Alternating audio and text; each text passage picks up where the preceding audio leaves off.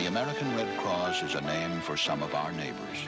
More than 1.5 million volunteers around the country who can help us through an emergency when we need them.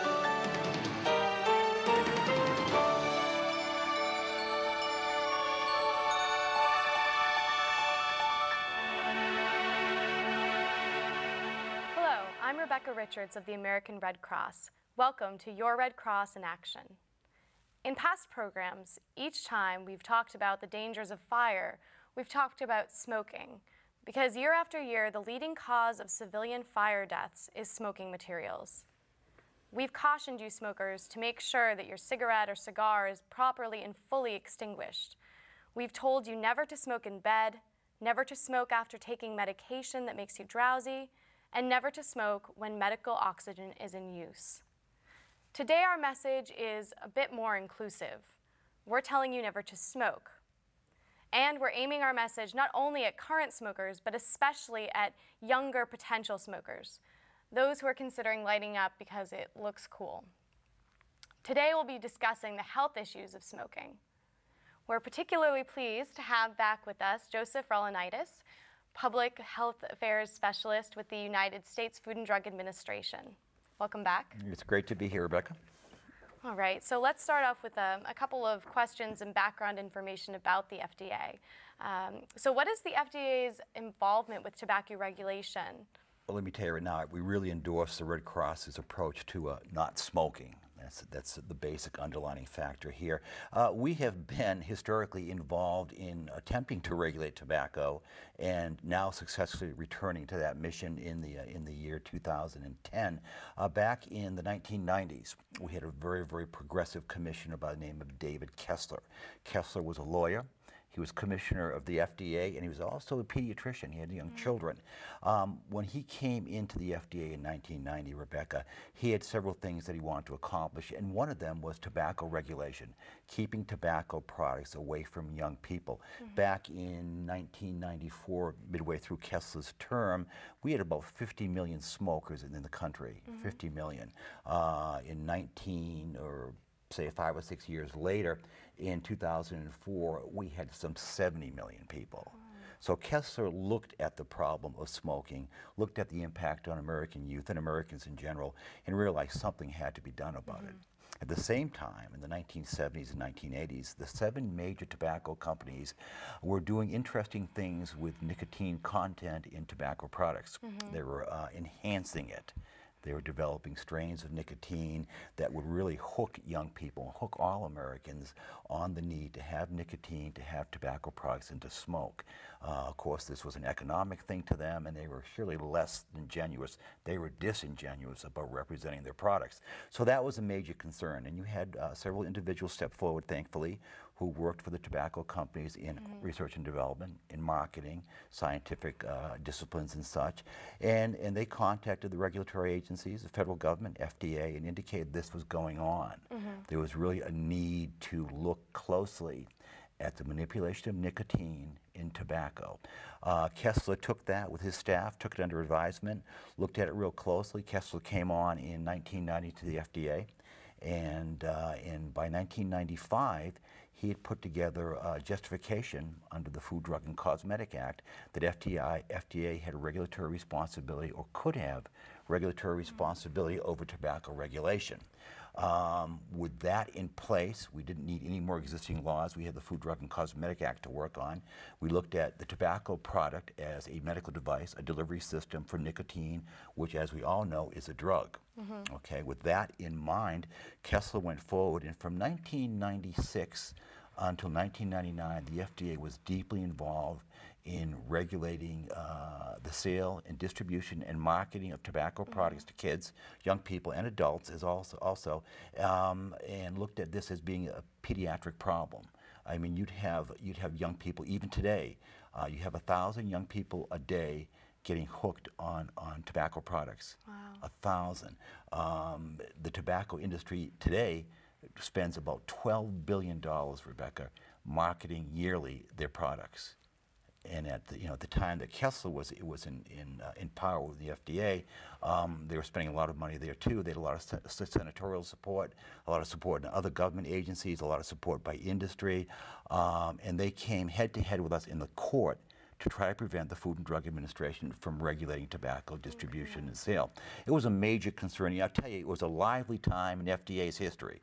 We had 3 years of tobacco regulation. We worked with the states. We contracted out to do control buys and so forth and so on, and really had a good handle on, we thought, preventing young people from smoking. Education was part of it, working with the retailers on educating them about sales, cutting back on certain marketing gimmicks. Joe Camel was big back then. Joe Camel went away in 1997. However, the major tobacco companies challenged us in court, in the courts in North Carolina. They had some interesting senatorial backing. 32 senators in the Congress at that time, in the mid-1990s, did not support the FDA's involvement in regulating tobacco. It's an interesting perspective on how they viewed protecting young people and protecting the American consumer. But that was the case, that was the reality, and that was the way it was.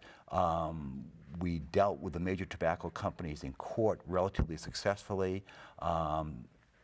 We won the first round in 1997, Kessler and the FDA. Later on that year, our court decision was overthrown and thrown out. The decision of the FDA versus the major tobacco companies went all the way up to the Supreme Court. Now, when you go that far up, it's a major issue. Here you have regulatory government stepping in and trying to protect the young folks, and these are really, it's a heroic action, trying to protect the young people in the country, and you have big industry, opposing them. In 1999, I do believe it was, the Supreme Court ruled that the FDA did not have regulatory power over enforcing, sale and who could buy tobacco products under the age of 18. Did not. As a result, we had to discontinue our operations in tobacco regulation and sort of cease and desist instantly. I was in my office tonight that notice came down via email. Everything stopped. We had hundreds of FDA people involved, literally hundreds of retail stores doing controlled buys, young people out there working for us, going in and seeing if retailers would sell them tobacco products as a test situation to enforce our control and our regulation over sales of tobacco products. Stopped instantly. 1 minute you're regulating tobacco products, the next minute your whole infrastructure goes away and you don't. Oh, goodness. Lots of money, lots of hours, lots of hope, and we hoped lots of health promotion for people in this country just stopped way back when. So that was then. This is now. In 2009, President Obama signed the Tobacco Control Act, the Family Smoking Prevention and Tobacco Control Act, which has gone into effect basically this year. Now we're back. We're back. Yes. We're back on the scene. We're back doing what we do best. Basically, it allows the FDA, under the Tobacco Control Act, the obligation to control the marketing, distribution, and sale of tobacco products. Okay, and it restricts sale of tobacco products and smokeless tobacco to people under the age of 18 years of age. So that's a big major thing. If you look at the impact of tobacco use in this country, it's dramatic, Rebecca. It's truly dramatic. Some 400,000 people die every year from tobacco-related use, and whether it's in a fire, which is a major concern, fire caused by smoking, which I know is a Red Cross particular impact and concern, or whether it's by health-related problems that come from using tobacco products. We get about 1,000 people still every day getting hooked on tobacco use. That's dramatic and it's devastating. You lose about $193 billion. Put a dollar and cent value on it, and it gets really, really interesting. $193 billion a year in this country through medical expenses and loss of productivity by the use of tobacco products. It's a major concern. It's an epidemic. It's as real as the obesity epidemic and so forth. Tobacco use is a real major concern. So the new laws under the Tobacco Control Act will limit terms like light, smooth, and these descriptive terms in tobacco. Back last October, almost a year ago, flavored tobacco products were banned. So they're gone away. They've gone away. availability of the product is severely limited to young people. You know, there are no more like, you know, over-the-counter sales or in cigarette machines. It's the existing act limits small packages in single cigarette sales, especially to young people. There is a agreement in working with the states and the retail people in the states to really control and educate retailers, once again, which we did back in the 1990s, some 12 or so years ago, to educate retailers about selling to young people. I mean, the impact is dramatic. The ramifications financially are just unacceptable. The numbers of deaths every year can't stand.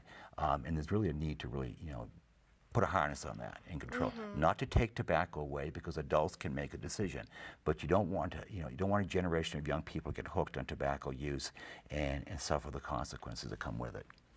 That's your historical perspective. All right, well, thank you.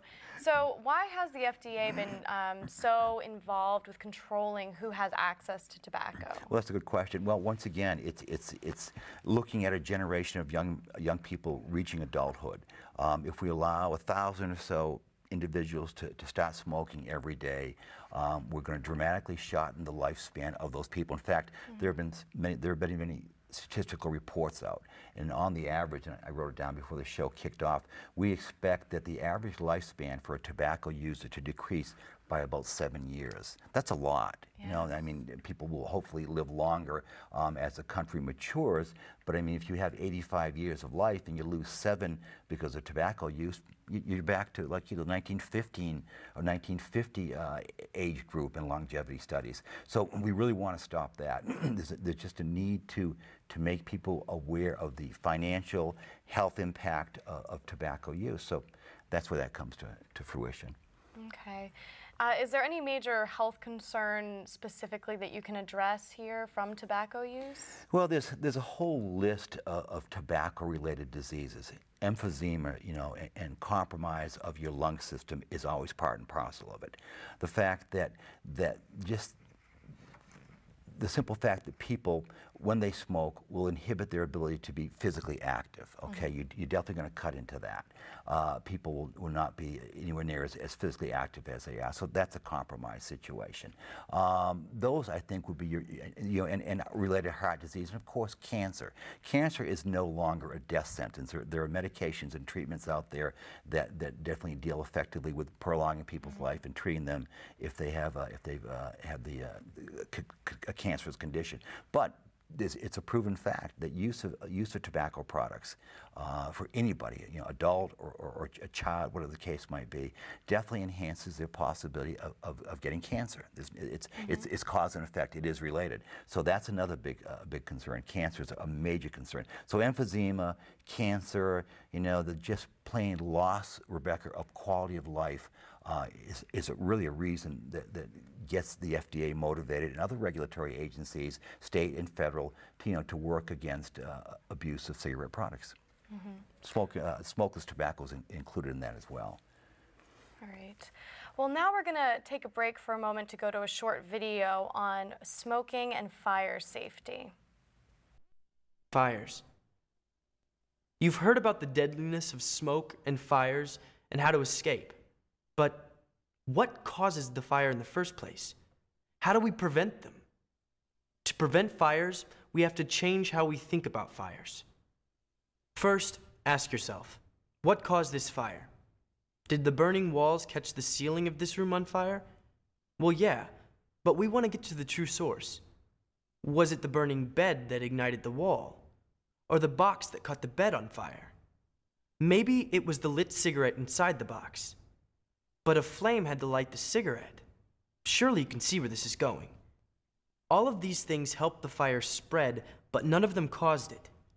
The fact is, the student who lit the match is the one who lit the fire. Do you see? The fire began long before it was on anyone's mind. On the match is a fire. It is transferred to the cigarette. The cigarette is now on fire, and it is under control. Your control. We start controlled fires all the time, but we take them for granted. We take for granted the power of the fire we may be holding in our hand. Think about it. You hold the power of life and death when you light a candle or a cigarette. Respect that. It's true.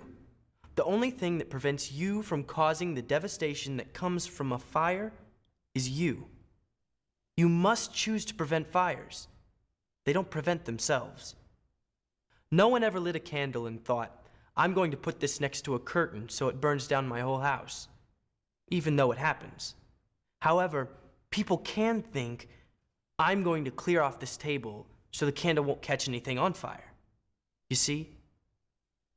You must be actively aware of your potential dangers and prevent them. Actively prevent them. Here's a couple of quick tips. Your first goal, which guides all other action, is to control the fire or heat source you have created. Think of it as that living thing that wants to escape, and just pay attention to it. It's like having a pet, your own personal pet fire that can easily escape your control. Never leave a flame behind. Don't let it out of your sight. If you do leave the room, put the flame out. Think about how you will replace everything you own. Think about what you can't replace. Your friends, your family. Keep candles and incense in a clean, uncluttered area away from combustible materials. Empty space is the cage of your pet fire. Keep it away from things that can burn, or things that may be blown or knocked too close. Cigarettes are the same way. Don't throw a cigarette that has been lit in a trash can. Even smashing the tip before throwing it away doesn't put it out. It can continue to smolder for hours and cause a fire. This is the ultimate party foul. As long as your cigarette, your fire, has heat, it's still your fire, even if you've thrown it away. Use an ashtray, a real one, or run it under some water to douse the heat. Keep it under control.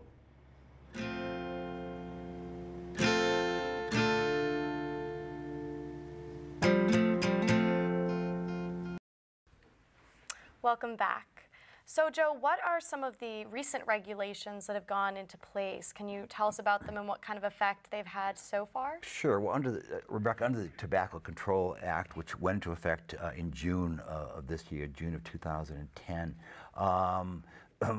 we basically have 4 bullet point goals that we're looking at. And one, of course, is to prevent youth from using tobacco. Okay, don't want young people to get hooked at all at any age. We don't want young people using tobacco at all. Education will help a lot.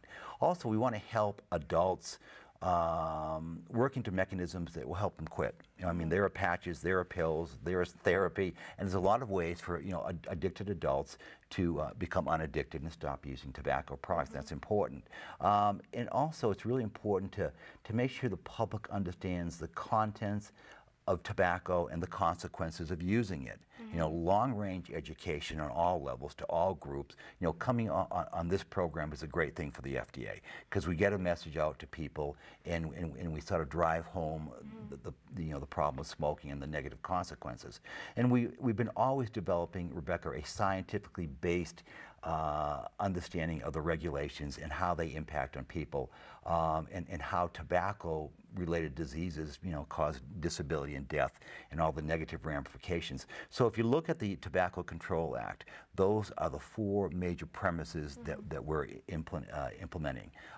It's a major concern. We're working with retailers statewide throughout the New England district and throughout the nation to make sure young people are not involved in tobacco use.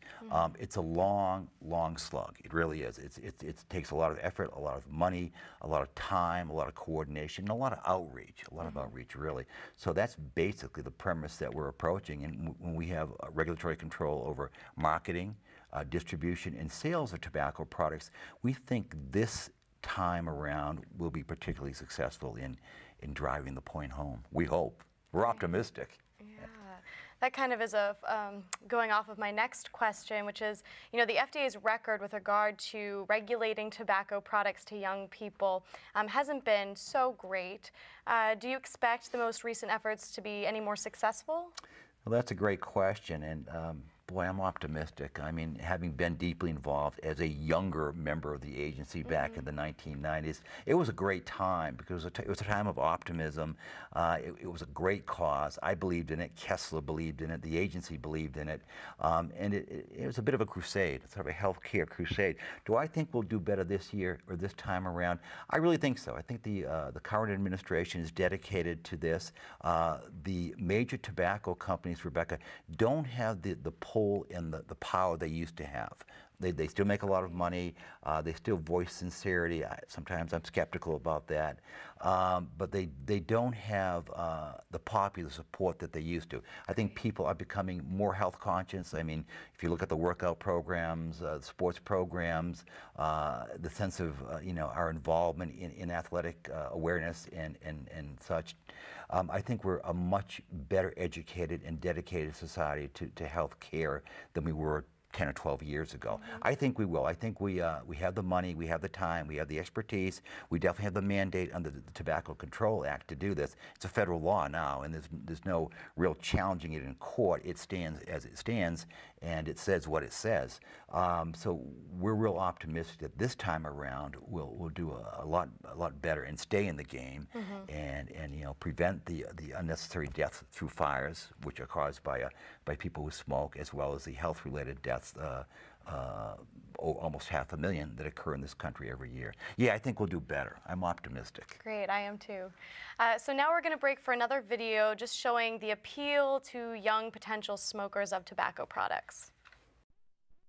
And other dangerous drugs harmful. How are tobacco, alcohol, and other dangerous drugs harmful? Tobacco and alcohol are harmful drugs and illegal for kids to purchase. Marijuana is also a harmful drug and illegal for everyone. All medicines are drugs and can be harmful if used incorrectly. Right on. Take safe action when approached with offers to try tobacco, alcohol, marijuana, or other dangerous and illegal drugs. Simply refuse any offer. Cigarette? No. Beer? No. Pipe? No. Whiskey? No. Cigar? No. Wine? No. Chewing tobacco? Ugh. Marijuana? No. Hey, Metro Bill, I got this from home. You want it? That's not my medicine. No way. Never take anyone else's medicine. Never. Got it. Never take medicines on your own. Only a doctor, medical professional, your parent, guardian, or other trusted adult should make that decision for you. Think of your body as this blender. When you're young, your body's clean and healthy. Your heart beats heartily. Your lungs breathe strongly. And your blood runs through your veins unobstructedly. And your body gets its energy from good food and water. And exercise.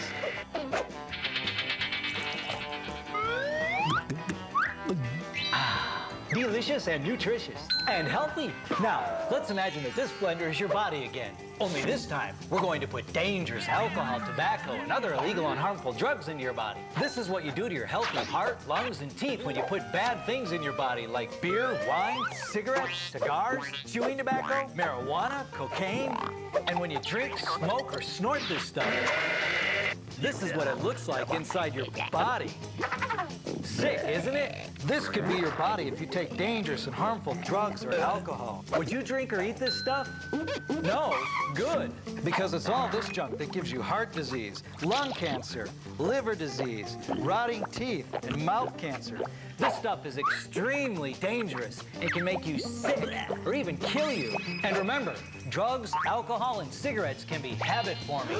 Once you start putting this garbage in your body, you'll want more and more of it until you're sickened, addicted, and dead. Yuck. How can So Joe, what are some websites or resources that parents can go to if they want to help speak with their children or help protect their children, or if somebody might see a store selling tobacco products to a potentially underage person, not carding them? What can the public do in response to this? Sure. We expect, public support. In fact, we need public support. We couldn't probably do this without that. Got a good website, and you'll flash it up on the screen later on, but it's www.fda.gov/protecting kids from tobacco. So that's a good website that you can definitely get on, and they'll give you a lot of information. And we do it. We have a call center number, Rebecca. Remember, it's a federal law. The Tobacco Control Act is a federal law. It's not a state law. It's a federal law. It has a lot of power. Okay, and there's a call center number set up for individuals who see retailers, for example, selling or providing tobacco products to young people under the age of 18, and you know, everyone's carded nowadays. You've got to supply a legitimate identification indicating your age if you want to buy tobacco products. It's for people's own good. So the call center number is 1-877-287-1373. I'll repeat that. The call center number to report violations, and we'd like you to participate. Report violations if you see them. It's important. It's 1-877-287-1373. So your viewing audience can take those numbers and take that website and actually become sort of a part of enforcement of this law. I mean, if we look back on the things we've talked about earlier, Rebecca, you've got a lot of people that get sick through tobacco use. It's definitely an epidemic. In the past, the tobacco companies haven't been real nice. They've been disingenuous about representing their products. They're better now, but they still spend $12 billion a year. It's a lot of money marketing this product. It's a dangerous thing. Adults can make their own decision. Young people need some guidance. Young people need some education. We're cutting back on the quality of the advertising. We're definitely controlling sales. We're controlling distribution and marketing to young people. You know, that's the main thrust. You know, adults make their decision. People under the age of 18 need a little help and guidance. If you don't mind, I have a quote that I'd like to read from Dr. Margaret Hamburg. She is the commissioner of the FDA, a strong proponent, a strong supporter of the Tobacco Control Act. And basically, you know, Rebecca, the bottom line here is that it just makes life in the country better, improves quality of life, protects folks, and I know the Red Cross is deeply involved in that. You guys are actively involved in quality of life and protecting the American public, and we're involved in protecting the same group. Dr. Hamburg said, "This rule is an important part of a larger public health effort to prevent our children from becoming the next generation of Americans to die early from tobacco-related diseases." It is, you know, whether it's a tobacco-related disease or a tobacco-related mishap like a fire in your house, whatever the case might be, it's something that we need to be responsible for, you know, in regulatory operations like the FDA, and in the retail environment, and in the healthcare community in the state. It's a huge endeavor, a big responsibility, and something that we all can definitely participate in. Any final words on smoking? Don't smoke. Yeah, okay, I think we covered that, so perfect. So there it is. Certainly stories about the effects of fires caused by smoking materials are sensational. We hear too often about families which are made homeless as a result of a carelessly disposed of cigarette. But we never hear a news flash about the hundreds of thousands of Americans who die every day, every year, as a result of smoking. We hear tragic stories of teenage kids who lose their lives in fires caused by smoking materials, but almost never about the teens who lose their lives, and their lives will be shortened due to tobacco addiction. Our thanks to Joseph and the United States Food and Drug Administration, and our thanks to you, the viewers, for listening and watching your Red Cross in action. Please watch us again. This is Rebecca Richards saying goodbye for now. The American Red Cross is a name for some of our neighbors. More than 1.5 million volunteers around the country who can help us through an emergency when we need them.